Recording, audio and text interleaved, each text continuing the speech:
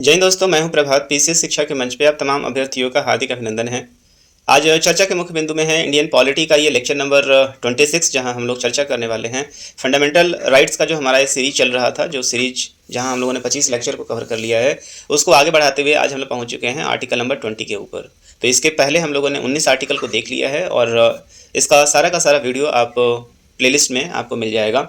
Video में आगे बढ़ने से पहले एक बार फिर से आपको याद करा दें कि यदि आपने चैनल को सब्सक्राइब नहीं किया है तो जल्दी से चैनल को सब्सक्राइब कर लें, बेल आइकन्स को भी आप प्रेस कर लें ताकि आपको टाइमली नोटिफिकेशन मिलता रहेगा। इस पूरे सेशन के अंतर्गत हम लोग मुख्य रूप से बात करने वाले हैं आर्टिकल नंबर 20 की। मार्केट में जितनी भी उपलब्ध अच्छी कंटेंट वाली किताबें हैं, उनसे ये सारे के सारे कंटेंट को इकट्ठा किया गया है और साथ ही साथ पीआईक्यू सेशन को भी हम लोग यहाँ लेकर चल रहे हैं। उम्मीद करते हैं कि ये सेशन आपके लिए काफ़ी लाभकारी होगा और आपके प्रतियोगी परीक्षाओं के प्रिपरेशन में ये काफ़ी मददगार साबित हो सकता है। चलते हैं अपने सेशन की तरफ। तो चर्चा कर रहे हैं हम लोग, यहाँ पे पहुंच चुके हैं आर्टिकल नंबर 20 के ऊपर पहुंच चुके हैं। सबसे पहले एक बार आर्टिकल में बढ़ने से पहले एक बार फिर से आपको याद करा दें कि फंडामेंटल जो राइट्स है, बेसिकली यहाँ पे चर्चा किस चीज़ में किया गया है, तो संविधान के भाग 3 के अंतर्गत आर्टिकल 12 से लेकर 35 के अंतर्गत किसकी चर्चा की गई है? हमारे मौलिक अधिकार की चर्चा की गई है। और ये पूरी की पूरी जो मौलिक अधिकार है वो किससे प्रभावित है? तो यूके के, ये यूएसए के बिल ऑफ राइट्स से आपको पता है कि सारा का सारा क्या है, ये प्रेरित है। इस बात को भी आप याद रखेंगे। तो चलते हैं अपने आर्टिकल नंबर 20 को, तो 20 पे पहुंचते हैं। बात की जा रही है आर्टिकल नंबर 20, विशेषकर प्रोटेक्शन कहा जाता है इसमें दोष सिद्धि के संबंध में संरक्षण। क्या है ये? तो protection in respect of conviction. अब इसको क्यों लाया गया है, इसके पीछे आपको सबसे बड़ा इंपॉर्टेंट ये है क्योंकि न्याय संहिता के अंतर्गत आप देखेंगे कि पुलिस को काफ़ी ज़्यादा शक्तियाँ दी गई हैं। जो हमारे पास न्याय व्यवस्था को बनाए रखने के लिए और जो हमारे पे विधि व्यवस्था को बनाए रखने के लिए पुलिस के पास आप देखेंगे काफ़ी ज़्यादा शक्तियाँ हैं। तो पुलिस भी अपने शक्तियों का दुरुपयोग नहीं कर पाए और व्यक्ति विशेष के अपने हितों की रक्षा हो पाए, उसके लिए ये पूरा का पूरा आर्टिकल काफ़ी ज़्यादा महत्वपूर्ण है। जहाँ ये बताया गया है कि दोष सिद्धि के संबंध में हर एक व्यक्ति का क्या होगा, राइट होगा। Protection in respect of conviction. क्या कहा गया है, आइए समझते हैं यहाँ पे। तो अपराधों के लिए दोष सिद्धि के संबंध में संरक्षण प्रदान करता है। इसके अंतर्गत ऐसे व्यक्तियों को जिस पर किसी अपराध को करने का आरोप लगाया गया है, 3 प्रकार से संरक्षण उन्हें प्रदान किया जाता है, कराया जाता है। तो यहाँ इस बात को स्पष्ट किया गया है। पहला चीज़ तो ये है कि जब तक कि किसी व्यक्ति के ऊपर अपराध सिर्फ साबित नहीं हो जाता है, जब तक उसको न्यायपालिका अपराध साबित नहीं कर देती है, तब तक एक तो वो अपराधी नहीं कहलाएगा, दूसरा उसके हितों के संरक्षण के लिए यहाँ पे कुछ आप देखेंगे क्लॉज दिए हुए हैं। तो पूरा जो पूरा आर्टिकल नंबर 20 है, इस पूरे क्लॉज को एक्सप्लेन करने के लिए यहाँ 3 क्लॉज दिए गए हैं। आर्टिकल नंबर 20(1) है, 20(2) है और 20(3) है। तो 3 क्लॉज के माध्यम से इस पूरे आर्टिकल को समझाया गया है, इस पूरे आर्टिकल को बताया गया है। इसके अंदर 3 क्लॉज हैं। सबसे पहला क्लॉज क्या है? कार्योत्तर विधियों से संरक्षण है। आर्टिकल नंबर 20(1) कहता है, जिसको हम लोग protection from x post facto law, मतलब लागू होने के पहले से, जो इसके बारे में हम लोग समझेंगे आगे। दूसरा है दोहरे दंड से संरक्षण का ये प्रावधान किया गया है, मतलब एक अपराध के लिए एक बार ही सजा हो सकती है, that is protection from double jeopardy. और तीसरा जो है, जिसको हम लोग कहते हैं 23 के अंतर्गत आता है, प्रोटेक्शन फ्रॉम सेल्फ इनक्रिमिनेशन। इसके बारे में भी हम लोग समझेंगे। तो काफ़ी इंपॉर्टेंट ये आर्टिकल है, न केवल एक अभ्यर्थी के रिस्पेक्ट में, बल्कि यदि एक आम नागरिक हैं उसके रिस्पेक्ट में भी आपको ये आर्टिकल समझना बहुत ही जरूरी है, क्योंकि ये आपके हितों के रक्षा से संबंधित है। आइए बात करते हैं हम लोग आर्टिकल नंबर 21 की। यहाँ क्या कहा गया है? सबसे इंपॉर्टेंट ये कहा गया है यहाँ पे कि कार्योत्तर विधि से तात्पर्य ऐसी विधि से है जो किसी कार्य को करने के पश्चात बनाई गई है तथा उस कार्य को अपराध घोषित करती है, यद्यपि यह कार्य उस समय अपराध नहीं था जब वह किया गया था। अनुच्छेद 20(1) जो कि कार्योत्तर दांडिक विधियों से संरक्षण प्रदान करता है और यह कहता है कि किसी व्यक्ति को किसी अपराध के लिए तब तक दोष सिद्ध नहीं किया जाएगा जब तक कि उसने कोई ऐसा कार्य नहीं किया है जो उस कार्य को करते समय लागू किसी विधि के अधीन अपराध है। अब आप समझें इसको, एक बहुत ही क्लासिक उदाहरण के माध्यम से आप समझ सकते हैं। जैसे आज के समय में आप देखेंगे आईटी रूल्स की यदि आप बात करेंगे, जैसे इंटरनेट सोशल मीडिया की बात आप कहेंगे, तो सोशल मीडिया को आर्टिकल नंबर 19 के अंतर्गत 19(1) के अंतर्गत रखा गया है, जहां पे आपको अभिव्यक्ति का अधिकार दिया गया है। सोशल मीडिया पोस्ट पे आप देखेंगे कि प्रत्येक व्यक्ति हर किसी के बारे में कोई ना कोई कमेंट कर देता है। ये कभी कभी निगेटिव कमेंट भी होता है, कभी कभी पॉजिटिव कमेंट भी होता है। अब कल होके मान लेते हैं आज यहाँ पे 2025 चल रहा है और 2025 में किसी एक्स व्यक्ति ने इस सोशल मीडिया के ऊपर कोई कॉमेंट करते हुए किसी निगेटिव बात को रखा है और आज यहाँ पे इसके अगेंस्ट में कोई भी गिरफ्तारी का या कोई भी दंड का प्रावधान नहीं है। तो इसने पोस्ट किया 2025 में और यहाँ पे इस तरह की कोई बातें जो हैं अभी तक कोई दंड का प्रावधान नहीं है। लेकिन मान लेते हैं कि अगले ही साल 2026 में एक प्रावधान आ जाता है जहाँ ये कहा जाता है कि निगेटिव कंटेंट रखने वालों के अगेंस्ट में क्या होगी, कार्रवाई होगी और इसके लिए 3 वर्ष के सजा का प्रावधान होगा और कुछ पैसा भी यहाँ पे जुर्माना लगाया जाएगा। तो ये जो रूल लागू हुआ है इसीलिए हमेशा लिखा जाता है विथ इफेक्ट फ्रॉम लिखा जाता है।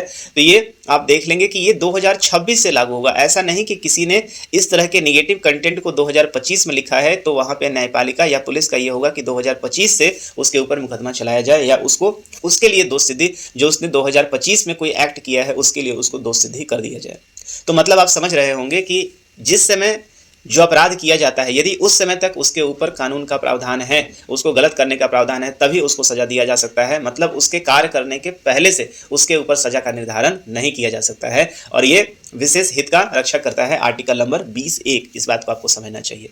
एक उदाहरण देखते हैं यहाँ पे, कोई व्यक्ति केवल तत्समय प्रवृत्त मतलब तत्काल समय में जो घटना घट रही है किसी विधि का अतिक्रमण करने पर ही दोष सिद्धि किया जाएगा, अन्यथा नहीं किया जाएगा। इस चीज को आप देखेंगे कि यहाँ स्पष्ट है कि विधानमंडल को भूतलक्षी मतलब रेट्रोस्पेक्टिव या कार्योत्तर दांडिक विधि बनाने से निषिद्ध किया गया है। मतलब काम करने से पहले आप इसके ऊपर यदि जिस समय वो काम हुआ था यदि उसके ऊपर वो नियम लागू होता है तभी उसके ऊपर दोष सिद्ध किया जा सकता है। ऐसा नहीं कि उसने 2 साल पहले कोई अपराध किया हो, 2 साल पहले कोई जो काम किया हो और वो उस समय अपराध की श्रेणी में नहीं था और 3 वर्षों के बाद यदि उसका वो किया गया कार्य अपराध की श्रेणी में आ रहा है तो उसके 3 साल पहले किए गए कृत्य को लेकर उसके ऊपर किसी तरीके का आप केस नहीं चला सकते हैं, दंड नहीं दे सकते हैं। तो ये जो है व्यक्ति विशेष के लिए आर्टिकल नंबर 20(1) जो है वो काफ़ी इंपॉर्टेंट है।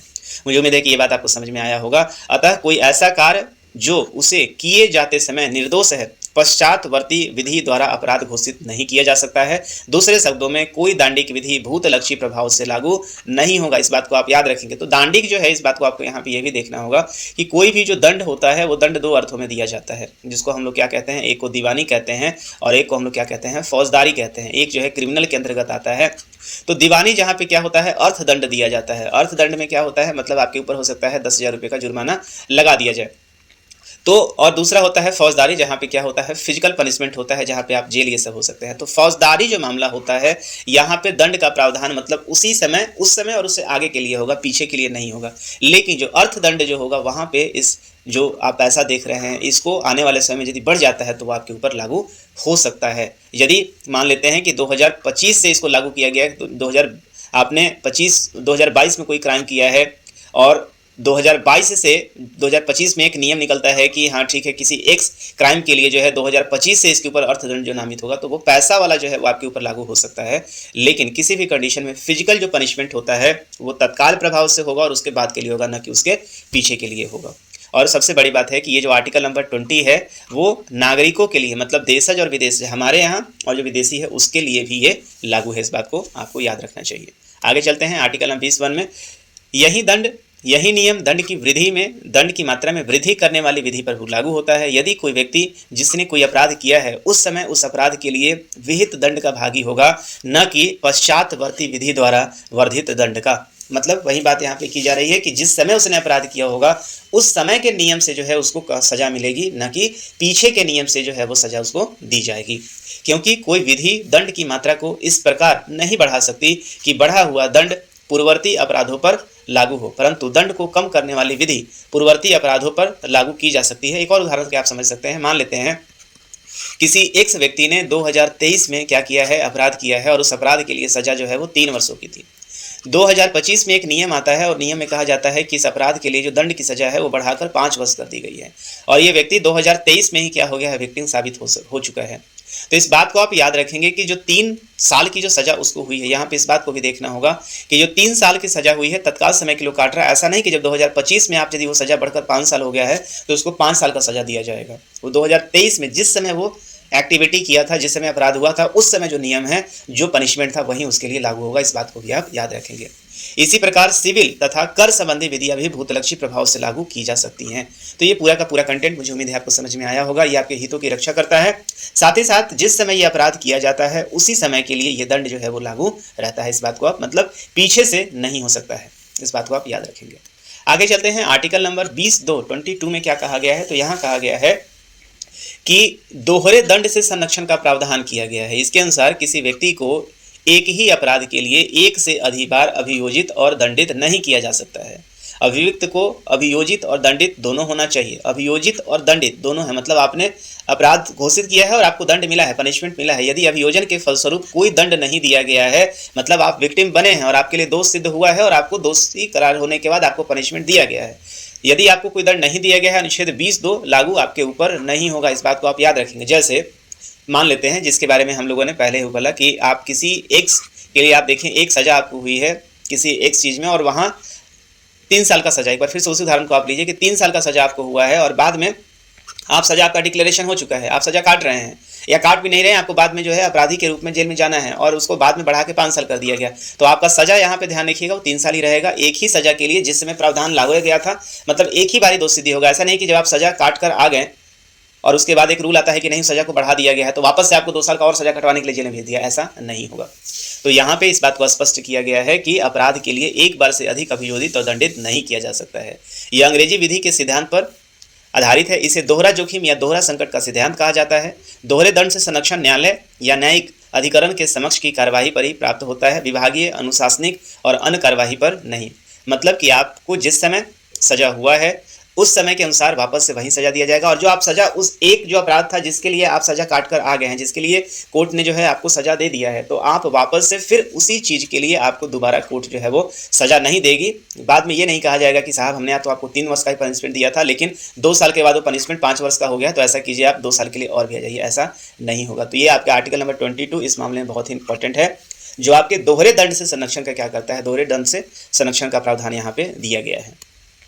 आगे चलते हैं, आर्टिकल नंबर 23 की बात करते हैं यहाँ पे। तो 20(3) में क्या बताया गया है, आत्माभिवंशन मतलब सेल्फ इंक्रिमिनेशन का सिद्धांत यहाँ पे है। इसके अनुसार किसी अपराध के अभियुक्त दैट इज एक्यूज व्यक्ति को स्वयं अपने विरुद्ध साक्ष्य देने के लिए विवश नहीं किया जा सकता है, मतलब एविडेंस देने के लिए आपको नहीं कहा जा सकता है। आर्टिकल 20(3) केवल दबावपूर्ण साक्ष्य देने को वर्जित करता है, यदि अभियुक्त स्वेच्छा से साक्ष्य दे देता है तो वर्जित नहीं है। अब चलिए, यहाँ बहुत ही इंपॉर्टेंट ये आर्टिकल है। मान लेते हैं आपको पुलिस जो है वो किसी अपराध के लिए गिरफ्तार करती है और गिरफ्तार करने के बाद जो स्टेटमेंट लिखा जाता है उस स्टेटमेंट को कहती है कि आप इस स्टेटमेंट पे हस्ताक्षर कीजिए। जो स्टेटमेंट लिखा हुआ है उस स्टेटमेंट को यदि आपने नहीं किया है तो आप उस पर हस्ताक्षर नहीं करेंगे, मतलब उसके लिए आपको ज़बरदस्ती नहीं कराया जा सकता है कि अब आप देख रहे हैं कोई अपराध हुआ है, वहाँ पे आप ज़बरदस्ती जो है पुलिस आपके ऊपर प्रेशराइज नहीं कर सकती है कि आप इस स्टेटमेंट के ऊपर साइन करें, या आप किसी एक्स जो घटना घटी थी वहाँ उपलब्ध थे उसके लिए आपको प्रेशराइज नहीं किया जा सकता है। इस बात को आप याद रखें। आप उस पर हस्ताक्षर मतलब सेल्फ, मतलब ये है कि आपको वो प्रेशराइज किया जा रहा है कि आपने क्राइम किया है, सेल्फ एविडेंस बन जाइए। क्योंकि यदि आपने स्टेटमेंट के ऊपर अपना डिक्लेरेशन दे दिया तो आपने खुद मान लिया कि हमने कोई अपराध किया है, तो इसके लिए आपको प्रेशराइज नहीं किया जाएगा। लेकिन ये पुलिस का काम होगा कि यहाँ पे जो एक्टिविटी हुआ है, आपको यदि कोई व्यक्ति यदि किसी अपराध में शामिल है तो उसके अगेंस्ट में साक्ष्य जुटाए और उस साक्ष्य को प्रस्तुत करे और उसको अपराधी डिक्लेयर करे। ऐसा नहीं कि यदि वो सच के गुनाह पे लाए और बोला कि आपने ये लिख दिया और आपको ज़बरदस्ती आज पे हस्ताक्षर कराया जा सकता है, तो ऐसा नहीं किया जा सकता है। आपको आपके ही अगेंस्ट में एविडेंस बनाने के लिए विवश नहीं किया जा सकता है। यदि अपराधी है तो ये अपराधी सिद्ध करने का काम जो है वो किसकी होगी, पुलिस की होगी, कोर्ट का होगा, और तथ्यों के आधार पर उसको क्या किया जाएगा, जो अपराधी घोषित किया जाएगा। इस बात को तो काफ़ी आर्टिकल नंबर 23 जो है काफ़ी इंपॉर्टेंट है। हाँ, ये बात जरूर हो सकता है कि यदि आपने कहीं सिग्नेचर कर दिया है या आपने कहीं इसके ऊपर कह दिया तो आप बाद में इसके ऊपर क्लेम भी किया जा सकता है कि हमसे ज़बरदस्ती सिग्नेचर कराया जा सकता है। मोर इंपॉर्टेंट जो सिग्नेचर होता है उसको एविडेंस के रूप में बहुत ज़्यादा माना नहीं जाता है, इस बात को भी याद रखेंगे। तो यहाँ पे इसके अगेंस्ट में जो है वो जांच बैठाई जा सकती है, आपका नारकोटिक टेस्ट किया जा सकता है, आपका जो है वो हस्ताक्षर जो है उसके लिए मिलान किया जा सकता है, आपके लिए डीएनए का प्रावधान लिया जा सकता है, मतलब डीएनए मतलब तमाम तरह की चीज़ें जो हैं वो लाई जा सकती हैं। कुल मिला के ये है कि आपको ज़बरदस्ती आपको खुद के एविडेंस के लिए जो है वो प्रेशराइज नहीं किया जा सकता है। ये बात कहाँ लिखा हुआ है, ये आर्टिकल नंबर 23 में लिखा हुआ है। तो मतलब ये आपके हितों की रक्षा करता है, इस बात को आप याद रखेंगे। तो सेल्फ इंक्रिमिनेशन इसको कहा जाता है। अपने आप को अपराधी घोषित करने के लिए आपको ज़बरदस्ती नहीं किया जा सकता है। तो अनुच्छेद 20(3) का संरक्षण केवल किसी अपराध के अभियुक्त व्यक्ति को ही प्राप्त है, यह भी सिविल कार्यवाहियों के में लागू नहीं होता है, इस बात को आप याद रखेंगे। इसको लेकर कुछ एक केस स्टडी हुआ है समय समय पर, इसके ऊपर आप देखेंगे कई सारे वर्डिक्ट आते रहे हैं। तो आइए इसे समझते हैं। एक केस आया था, एक वाद था जहां पे सेल्वी बनाम कर्नाटक राज्य 2010 का है। उस वाद के अनुसार सर्वोच्च न्यायालय के तत्कालीन जो मुख्य न्यायमूर्ति थे केजी बालाकृष्णन की अध्यक्षता वाली 3 सदस्य खंडपीठ ने सर्वसम्मति से बताया था कि अभियुक्तों का नारकोटिक्स पॉलीग्राफी और ब्रेन प्रिंटिंग परीक्षण, जहां मैंने आपको बताया था कि आप जबरदस्ती नहीं किया जा सकता है, 20(3) के अधीन आत्म अभिशंसन है, अतः वर्जित है, किंतु मी एक्स बनाम मिसेज जेड 2002 और 2003 में उल्लंघन नहीं माना गया है। मतलब डीएनए जो टेस्ट है उसको उल्लंघन नहीं माना गया है। मतलब ये है कि यहाँ जो 3 तरह के टेस्ट होते हैं, जो मैंने बताया कि झूठ की मैंने आरोप लगाया कि जो है वो ये साइन मेरे से करवाया गया है, तो आपके लिए क्या हो सकता है, इस तरह के टेस्ट जो है कराए जा सकते हैं। नारकोटिक्स जिसे झूठ पकड़ा जाता है, पॉलीग्राफी, नशा, नारकोटिक्स, तो इस तरह के ब्रेन मैपिंग जो बेसिकली आपके तंत्रिका से संबंधित है, तो ये आपके बिना परमिशन के जो है ये टेस्ट आपके ऊपर नहीं किया जा सकता है। ये सेल्वी बनाम कर्नाटक राज्य 2010 का मामला था जिसमें ये कहा गया था। लेकिन यदि कोई ऐसा मामला है जहां पे आपको डीएनए कराने की जरूरत है, तो वहां पे आपको डीएनए टेस्ट के लिए आप देखेंगे कि इसके लिए आप जो सरकार है, जो पक्ष है, मतलब जो गवर्नमेंट है, वो आपका डीएनए करा सकती है। यदि डीएनए टेस्ट आपका होता है तो इसे आपका उल्लंघन नहीं माना जाएगा, क्योंकि डीएनए गलत नहीं हो सकता है। इस बात को आप याद रखेंगे। तो ये सारे इसके अंतर्गत केस स्टडी हैं। तो यहाँ हम लोगों ने आर्टिकल नंबर 20 के बारे में हम लोगों ने कंप्लीट रूप से पढ़ लिया है। सबसे इंपॉर्टेंट बात है कि 20 जो है वो आप ये हमेशा ही क्या होता है, एक तो सभी के लिए दिया गया है, और आपको 20 और 21 जो आप देखेंगे कि आपको दोनों ही टाइम आप देखेंगे कि युद्ध के समय भी आपको ये लागू होता हुआ नजर आएगा। इस बात को भी आप याद रखेंगे। तो इसको जल्दी सीज नहीं किया जा सकता है, इस बात को भी आप याद रखेंगे। तो मुझे उम्मीद है कि ये सेशन आपको बेहतर लगा होगा। यहाँ हम लोगों ने आर्टिकल नंबर 20 को समाप्त कर लिया है। इससे संबंधित बहुत ज़्यादा पीवाई क्वेश्चंस मुझे घटना चक्र में देखने को नहीं मिला है, तो इसलिए यहाँ पे मैं इसको ब्लैंक रखूंगा। कभी शॉर्ट जो क्वेश्चंस आएंगे जहाँ हम लोग 1-लाइनर का प्रैक्टिस करेंगे, वहाँ इससे संबंधित प्रश्नों को लेकर आया जाएगा। तो आज के सेशन के लिए हम लोग रखते हैं यहीं पे। यदि आपको सेशन बेहतर लगा है और कंटेंट आपको समझ में आया है, तो निश्चित रूप से आप इस चैनल को सब्सक्राइब करें, अपने दोस्तों के बीच में शेयर करें, और यदि अच्छा लगा है तो लाइक भी जरूर कर लें। तो इस सेशन में यहीं तक रहते हैं। मिलेंगे आपसे अगले सेशन में, जहां हम लोग चर्चा करेंगे आर्टिकल नंबर 21 की। ये पॉलिटी का सीरीज है, जहां लगातार हम लोग हर एक आर्टिकल के ऊपर ऑथेंटिक कंटेंट के माध्यम से चर्चा कर रहे हैं, जो आपके रिवीजन के लिए भी काफ़ी इंपॉर्टेंट साबित हो सकता है। बहुत कम समय में हम लोगों ने इस आर्टिकल को समाप्त किया है, और अगले आर्टिकल में आपसे चर्चा करने के मिलेंगे हम अगले सेशन में। तो यहीं तक रहने देते हैं अपने सेशन को। मिलेंगे आपसे अगले सेशन में, तब तक के लिए साइनिंग ऑफ। जय हिंद, दिस इज प्रभात।